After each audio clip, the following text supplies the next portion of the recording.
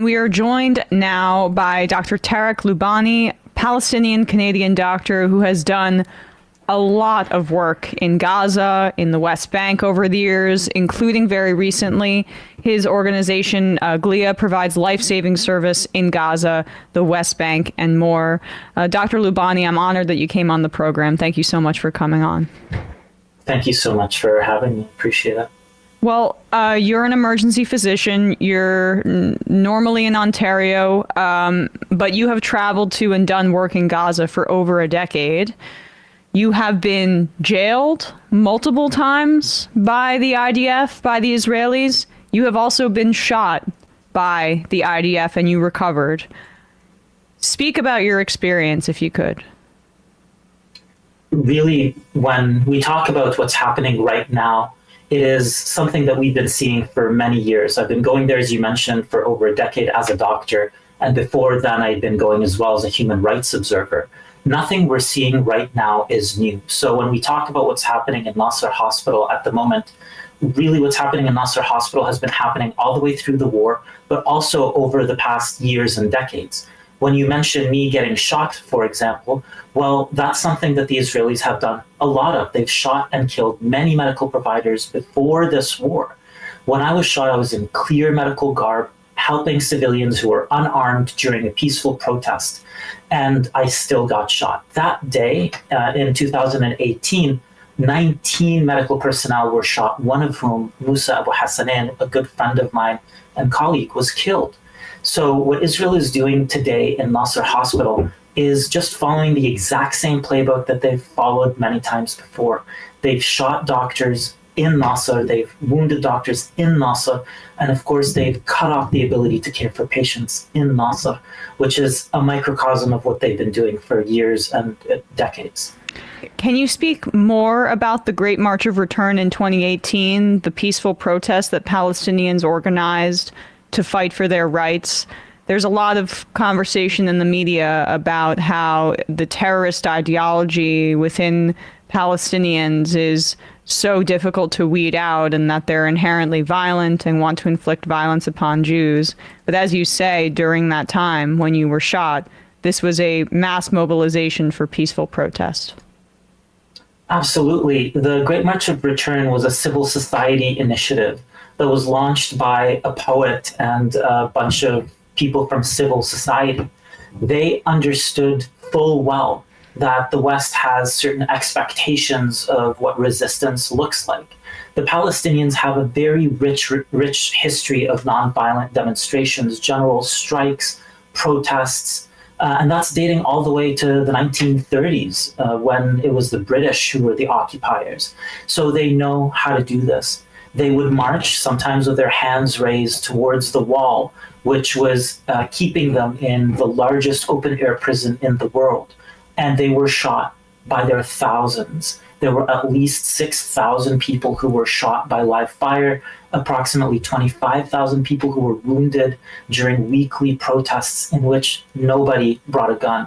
The worst that happened were some stones being thrown here and there, which I think in reality we can recognize as a symbolic act of resistance.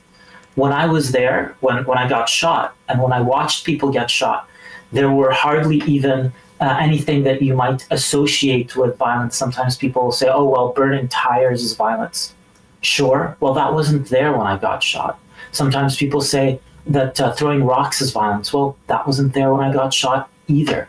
These are excuses, lies, and fabrications that the Israelis present, just like they're presenting right now in Nasser. In order to get to the point where the protesters were directly confronting the Israeli military, you had to walk through all of the pieces of civil society. There was theater, there was play, there was historical discussions about what was going on. The Palestinians were trying to reclaim their dignity and some of the land, the so-called buffer zone that existed. The same tactics were used then as are being used now. So, for example, when I was shot, the Israelis said, no, you weren't shot. Okay, so obviously it's not very hard to prove that I was shot. And so then they moved on to the next step. Well, it was the Palestinians who shot you. I mean, that was also very easy to disprove. The United Nations ran an investigation in which I was one of the named victims, the only named victim, because people were so afraid. And they through their investigation, could prove that it was the Israelis who had in fact shot. And so then we moved on to further lies and prevarications. So what we saw then with somebody like me, the only reason we can talk about it really is because I'm Canadian, is what we're seeing now. The doctors who are there are being told that they're terrorists. That happened to me, by the way. If you look up my name, there's people who call me a Hamas agent for having been a doctor practicing medicine.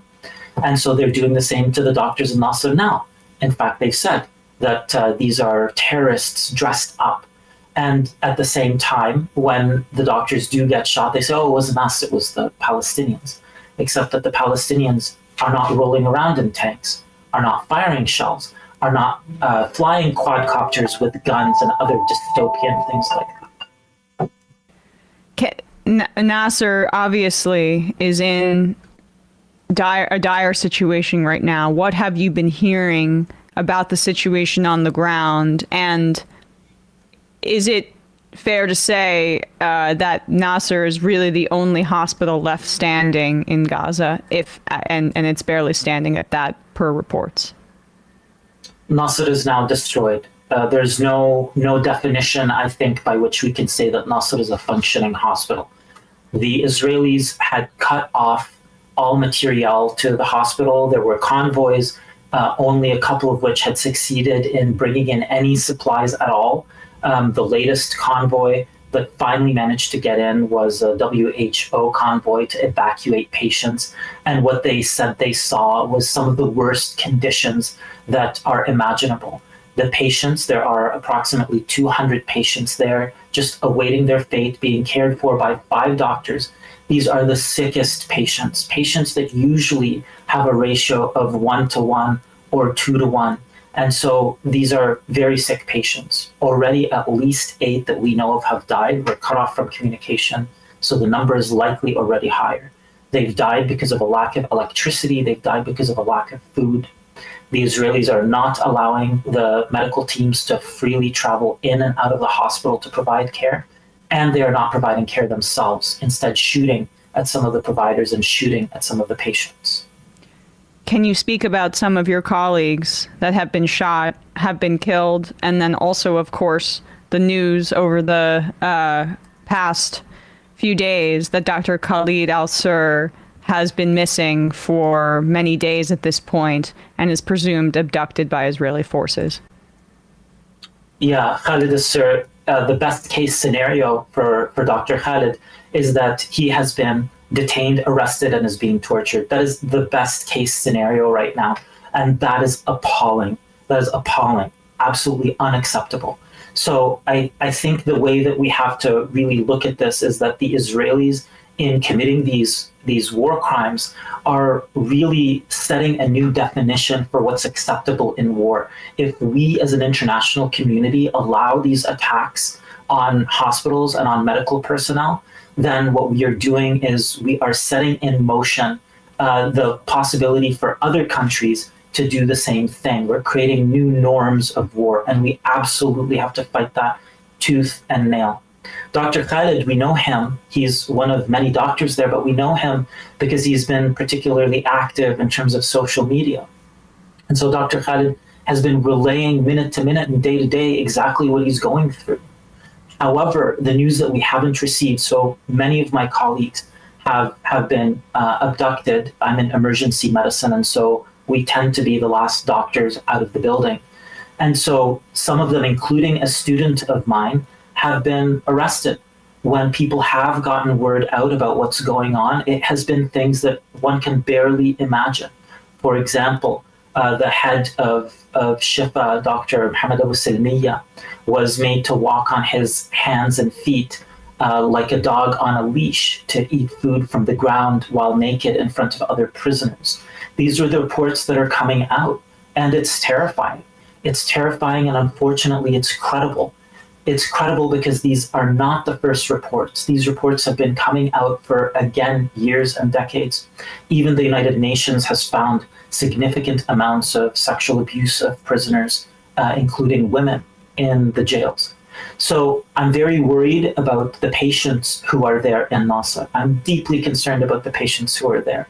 The patients will die. These are the sickest patients. Otherwise, they would have been extracted by their families, would have left under their own steam if they could.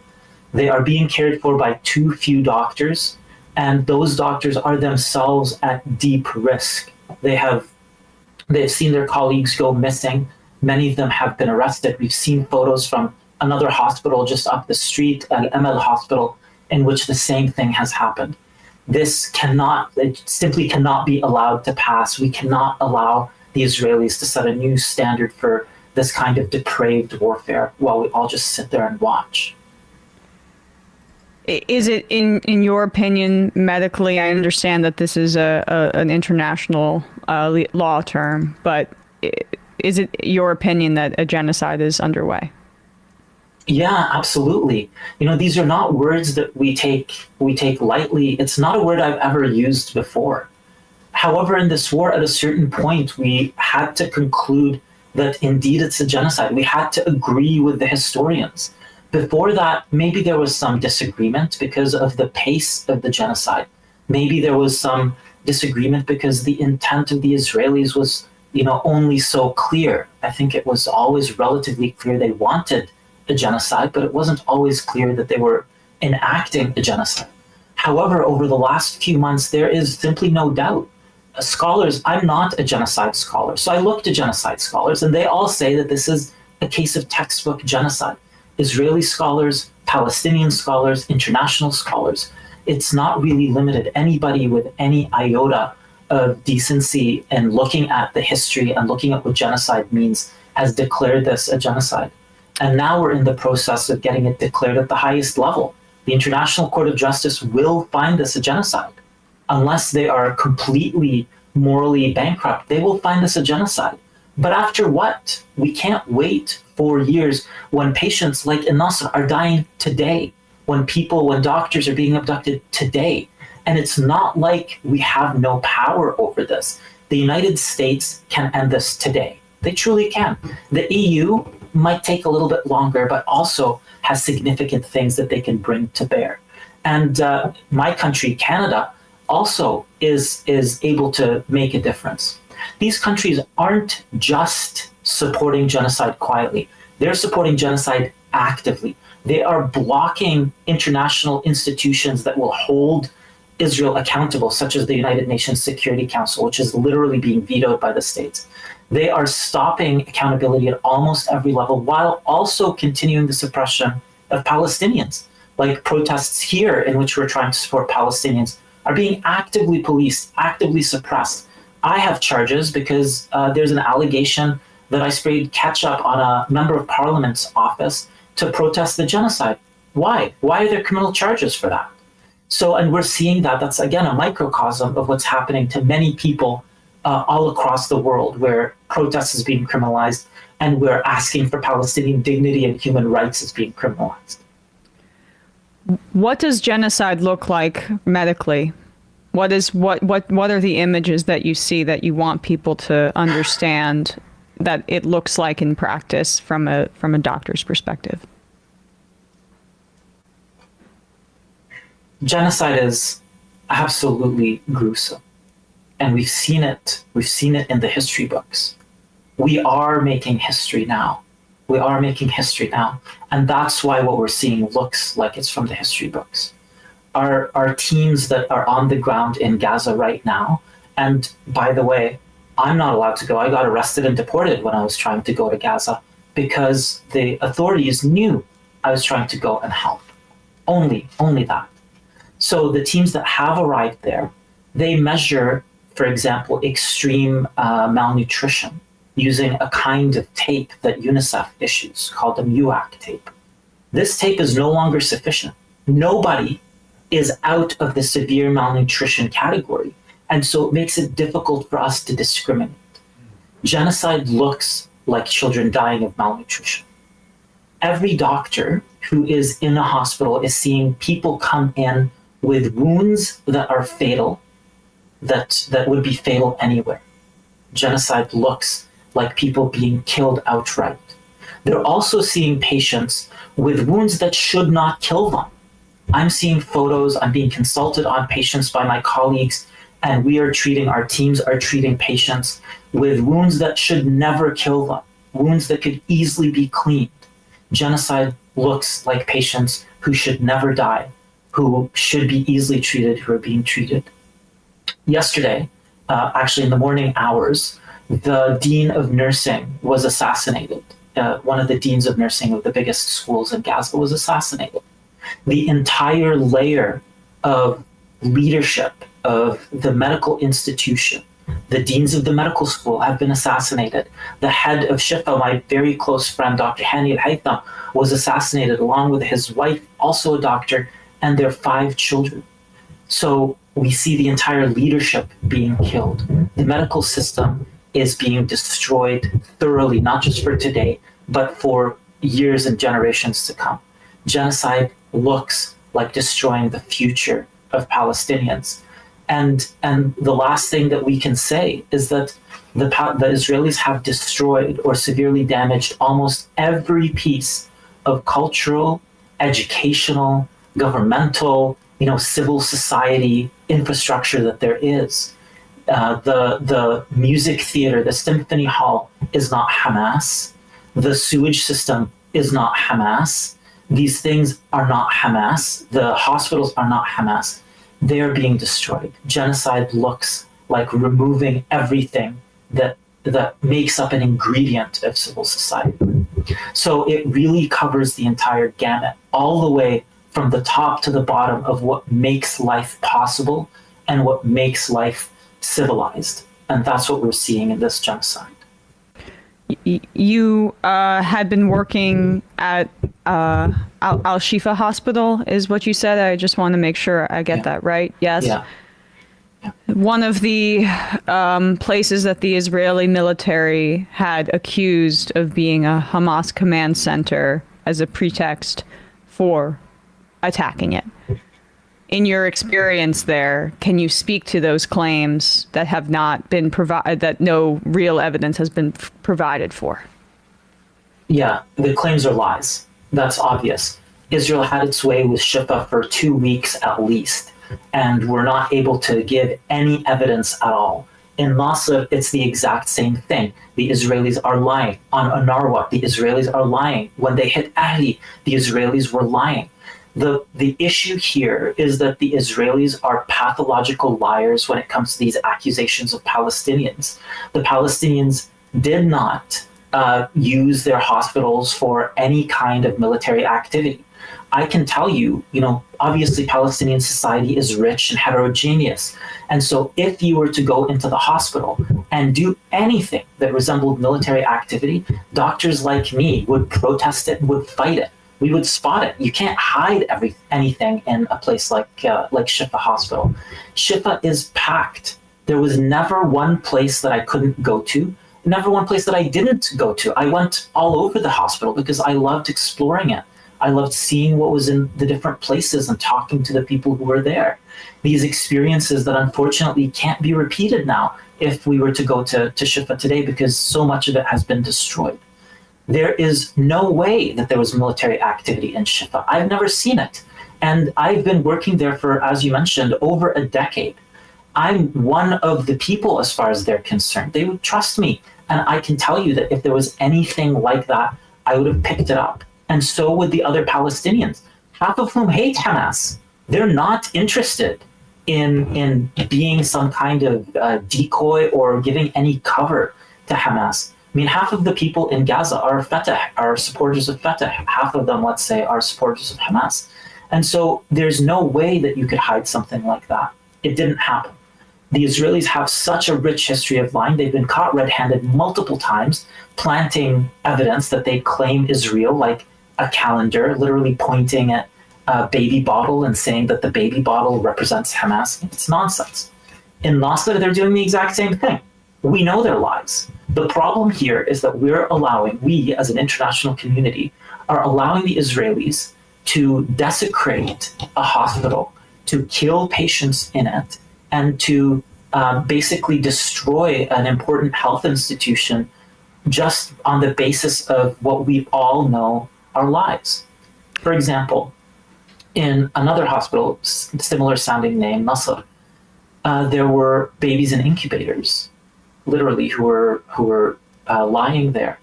The medical staff were told that they would be cared for by the Israelis, and they were evacuated. They were not allowed to take the patients with them. When finally, 17 days later, people were allowed to go back in, those same patients, I say patients, but babies, premature babies, were found rotting in their spots where they couldn't receive any care, where they died cold and alone.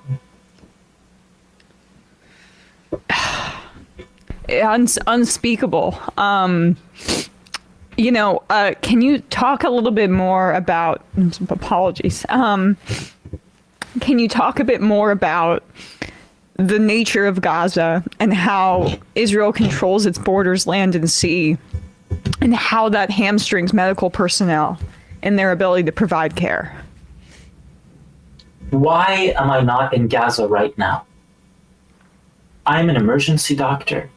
I am trained in battlefield trauma. I've been working in this place for a long, long time, and I've worked in several other countries. I am not there because of a Israeli-led international blockade. All of those words are important. It is an Israeli blockade, but it is also an international blockade. There is a sea border. There is an Egyptian border. The Israelis have dominated every aspect of Palestinian life for decades. For decades. It is what one thinker, Jeffrey Halper, calls the matrix of control. And so, of course, there's a blockade. It is like the Israelis are obsessed with controlling Palestinian lives and Palestinian bodies. Dov Weisglass, one of the advisors to the Israeli government, put Gaza on what he called the Gaza diet. This was I think it was in 2007, I forget the exact time. He said, we don't think that the world will allow us to starve the Palestinian people, so we're going to put them on a diet. He called it the Gaza diet. I think it worked out to 2,100 calories per person allowed in, which of course means significantly less than that. There was malnutrition before this war. There were kids dying of preventable diseases before this war. I wasn't traveling to Gaza because everything was fine. I was traveling to Gaza because nothing was fine. And the Israelis controlled my entry. They would strip search me. They would humiliate me. They would arrest and deport me. I've been arrested by the Israelis probably a half dozen times at this point. They would abuse me. They would interrogate me. The best case scenario, a trip where I would thank my lucky stars for how easy it was, involved me being naked in a room for 2 hours, interrogated for another 2 to 3 hours, making my way over to Erez and being treated like cattle as I went through metal turnstiles, again being searched and interrogated. So, and by the way, that distance between Gaza and Tel Aviv is 60 kilometers. What's that, 40 miles? Yeah. It should not take 10, 12, 14 hours to make that journey. Sometimes it would take me, I would arrive and then they would say, no, you're not allowed in today. And that was it. Sometimes I'd try to exit and they would say the same thing. That's me, a Canadian. They have to treat me as though I'm white. They have to treat me differently from the Palestinians. The Palestinians got the worst treatment imaginable. Think of what's happening right now in Nasser and how they're being treated. Now, project that out into every other domain. So, for example, 75% of patients were denied medical treatment outside of Gaza, according to the WHO reports. The other 25%, in case you think they had it easy, had delays of, on average, 6 months before they received approval. Imagine, I'm trying to think, if my mother had cancer, and somebody told her, you're going to have to wait 6 months, best case scenario, so that you can go access treatment outside. It's a death sentence. It's a death sentence. It was a death sentence to hundreds of Palestinians every year, hundreds of them. And on the southern border, of course, Egypt is complicit. However, they're a junior partner. They're not the senior partner in this. The senior partners are Israel and the United States. Money was hard to get in, fuel was hard to get in, food was hard to get in, medical supplies were often banned. In fact, one of the projects I work on was to create medical devices inside Gaza. Why would we do that? Why would we go through all that trouble? I mean, yes, sure, it's nice to 3D print some tourniquets, but if we could have, we would have bought them en masse. If we could have, we would have imported them like everywhere else in the world. The blockade was so thorough and so overbearing and so imposing that it affected every iota of life for over a decade in Gaza. It destroyed so many lives. It led to terrible unemployment, terrible malnutrition, terrible mental health. It led to the invention of a new term, chronic traumatic stress disorder. We used to always think, when I was studying, we studied post-traumatic stress disorder. Palestinians had to entertain the question, what if there is no post? What if the trauma never ends?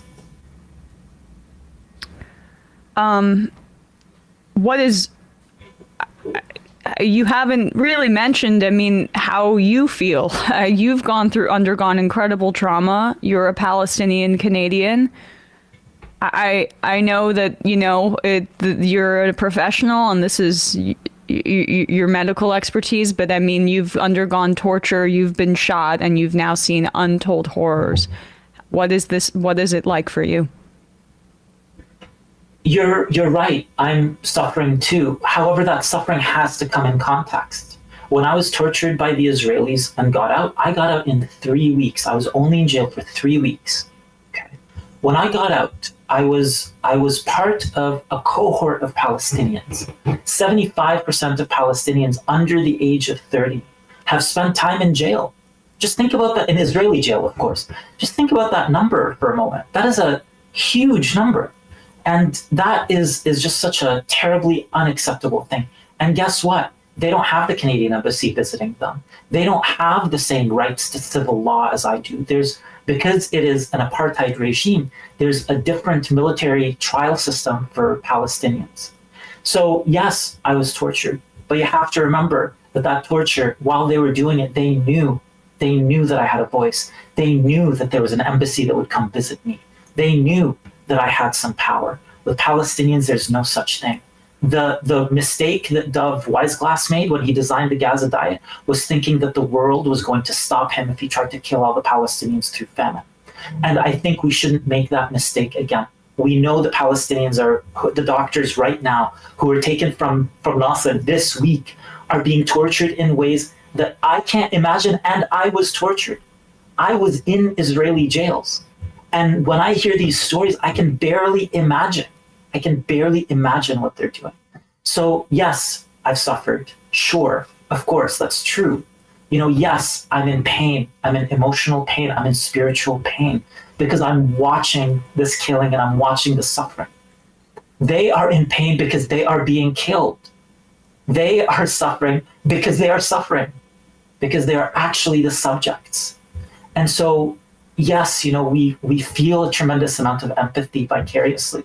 That's true. It hurts. It hurts all of our souls to watch this. I think, though, the most important thing is to recognize that the Palestinians who are suffering, the Palestinians who are being tortured, they are heroes and they are steadfast. Truly, if the Palestinians had wanted to leave or to surrender, they could have done that by now. They haven't. What they have signaled to us in so many ways, repeatedly, is that they will only accept their dignity and their rights. And if that's not on the table, then they're going to continue to fight for them. So how dare I, sitting in the comfort of my home in Canada, how dare I feel sorry for myself? How dare I think that I don't have the energy to do the things that they're doing? I'm not sacrificing what they're sacrificing. Every time I go in there, I choose to go in there. They don't choose to go in there. They don't choose to subject their families to danger. They are in danger. What they do choose is to hold their head up high, to maintain that incredible dignity that they have, and to basically lead us in solidarity and lead us in seeing what it is that we have to do. what is the status of things like anesthesia and basic medical supplies, saline bags? I mean, Nasser's no longer, there's no hospitals functioning. So this feels like almost a question that doesn't necessarily have a ton of teeth to it. But I guess before you were forced to leave or unable to return, what was that like in terms of medical supplies? Yeah, so the medical supply situation is obviously poor. People might say to you that, oh, there are actually working hospitals in Gaza. There's technically the European General Hospital, and then there's a couple of, the European Gaza Hospital. There's Al-Najjar, which are two hospitals that haven't been thoroughly destroyed. They are not functional in any sense of the word that you and I would say a hospital is functional. They don't have any of the equipment. They don't have enough staff. They don't have a safe way to sort of bring in and discharge patients. So your statement that there are no working hospitals in Gaza is accurate. That is true. That is correct. And it is somewhat depraved that the international community is like, oh, they've destroyed 36 out of however many hospitals. No, the Israelis have now successfully destroyed every hospital. The medical system is not collapsing. The medical system is past collapsed. And it is only the heroic efforts of the medical staff there that is basically reviving a long dead medical system. What about the equipment? You're asking about the equipment? Well, if you want to use a piece of equipment, I hope it doesn't need electricity, because there's no electricity hardly anywhere. Hope it doesn't need batteries, because they are literally banned by the Israelis from entering. I hope it doesn't need, just like you said, sort of the equipment. Right now, there is some medical equipment going in. It's going in a very disorganized and irregular way. Anybody who gets in is able to smuggle a little bit of medical gear, is doing so. And that is happening. There are people who are really bravely trying to do it and are trying to bring in the medical gear. Obviously, I won't get into the details of that, but there is some supplies coming in. It's not nearly enough. And not only that, it's not making it where it needs to go. There is no contact between the south of Gaza and the north of Gaza. And so the main hospital, Shifa, there's been no contact with Shifa in I believe at this point it's weeks.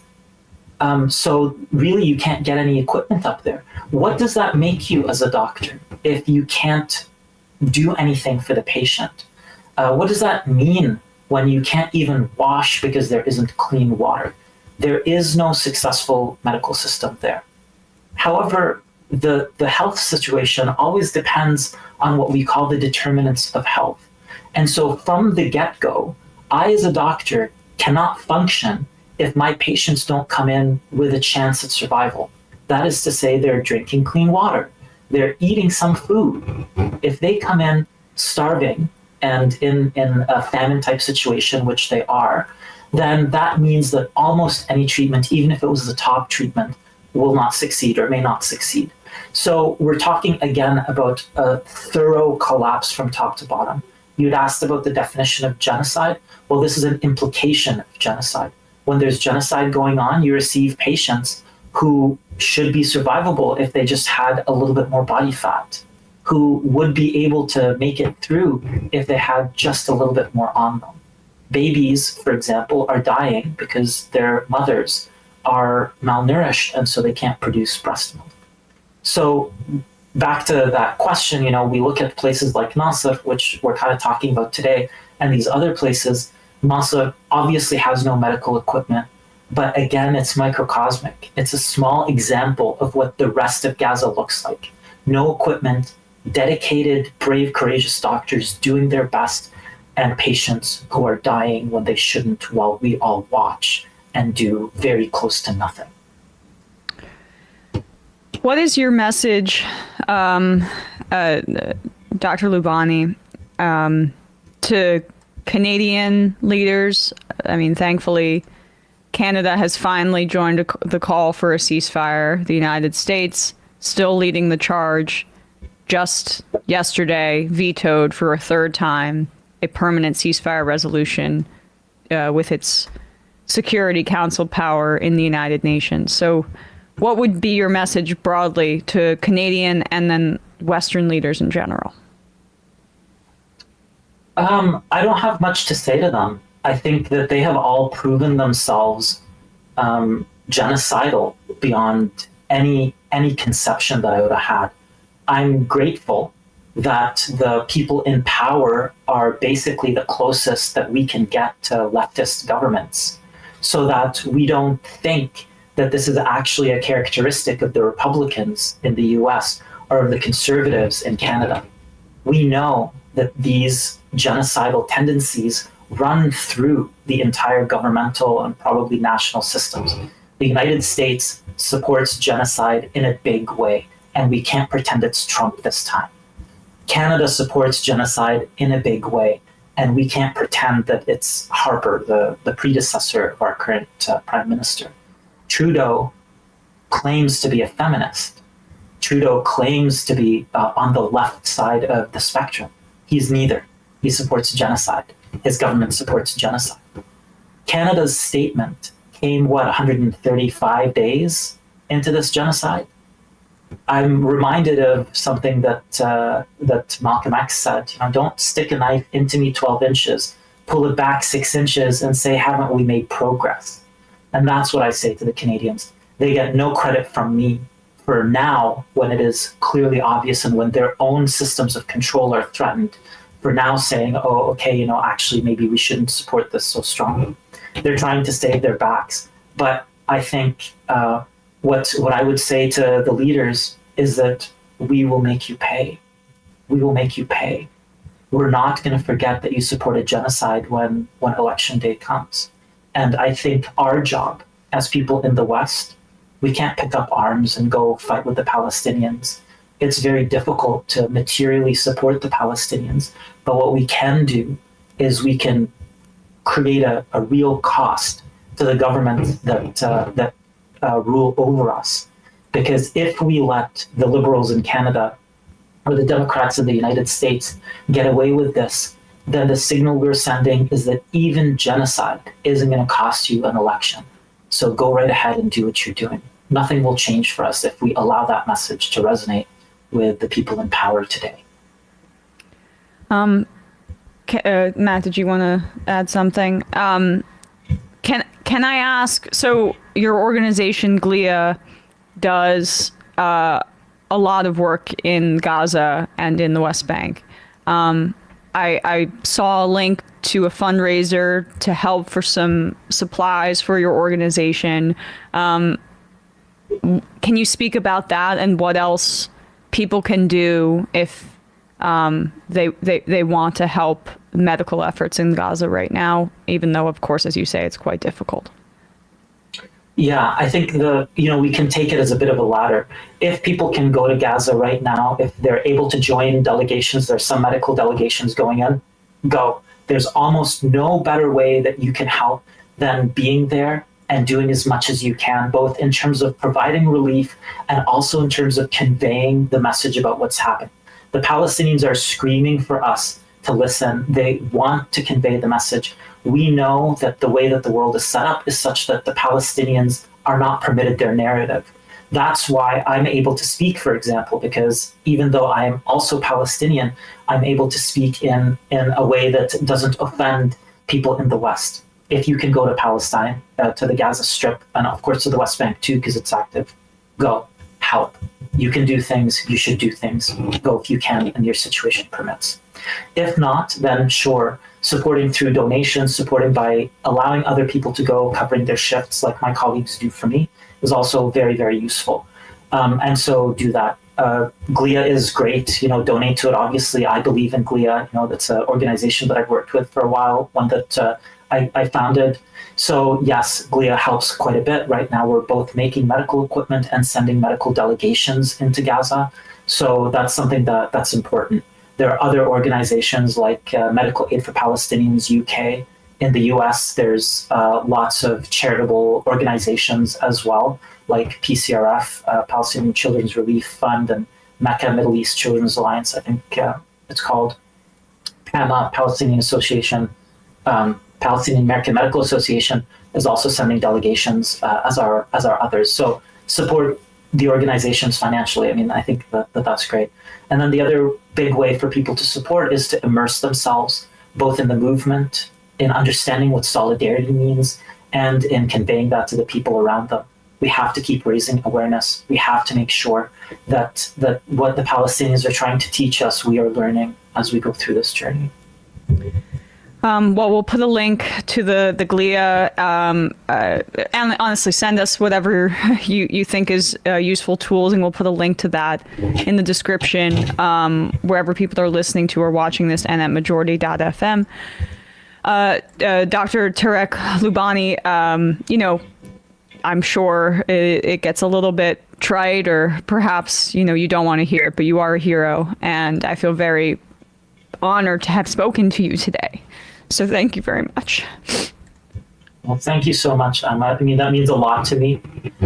Yeah, you're right. I don't want to hear that, because when I really think of heroes, what I think of are the doctors like Dr. Khalid Asser and his many colleagues who we are afraid to name because they might be targeted for that.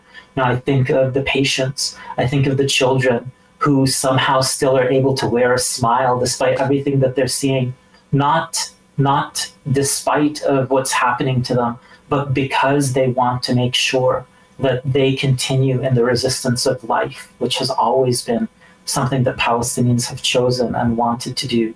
So, I thank you so much for giving me the opportunity to talk. I thank you so much for your kind words, and I want to sort of project them out to the so many brave and heroic medical personnel who are on the ground, and the Palestinians who are supporting them, and everybody who's fighting hard for the dignity of Palestinians. Thank you so much. Hope to talk soon. Thank you.